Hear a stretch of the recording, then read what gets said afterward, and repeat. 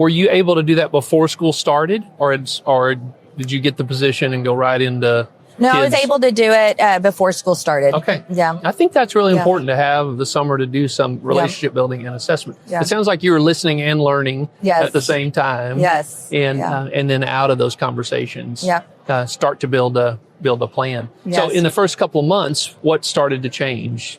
Where we had teachers that were sharing some of the strategies that were working. We also had the privilege of starting AVID, which is Advancement via Independent Student Determination. And so we really worked as a team to keep everything on the same plate for teachers. So we're trying to create a positive school culture, which is part of AVID, because part of it is also recognizing students' efforts. And so like positive behavior supports. Absolutely. And so it wasn't a far reach to say, hey, we're starting these new initiatives and these are some of the things we're going to do. Yeah. So. Was it hard to get buy-in for AVID? Was that your idea? So our superintendent brought it in for the district, and all campuses were going to participate. And it was not hard to get us to jump right on board, because we actually had some students who were really very high achieving students, but they really struggled at home.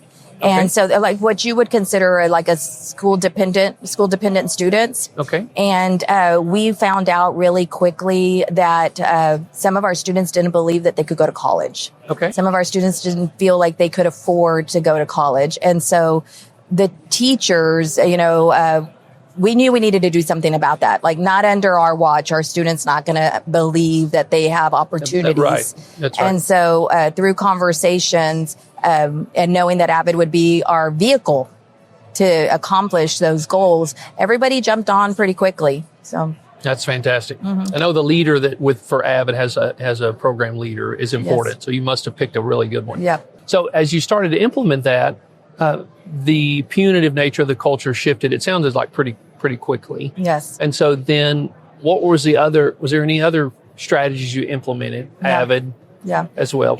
A really strong focus on instruction and just reviewing data that had not existed before. Just a previous administration, it really wasn't about, it was more about compliance instead of student engagement. So we really started talking about like, what does student engagement look like, sound like, feel like. And we created our AVID committee, and that was teacher leaders in all of the departments and grade levels. So it really was a cultural shift to professional learning for teachers.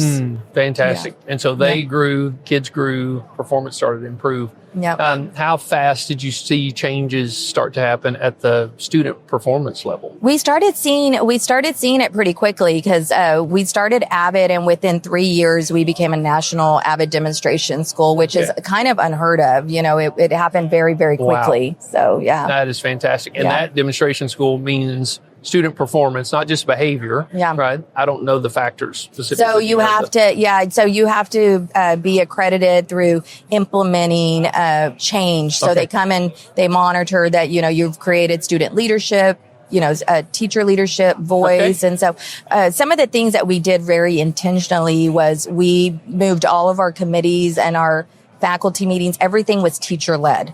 And so like our family engagement, there wasn't. Not administrator. So if you think of a traditional, a lot of times it'll be teachers maybe, and there's an administrator, and they're all kind of looking at the administrator because like, what are we going to do? And we shifted that complete culture. Everything was shared by teachers. Now, everything was budgeted by teachers.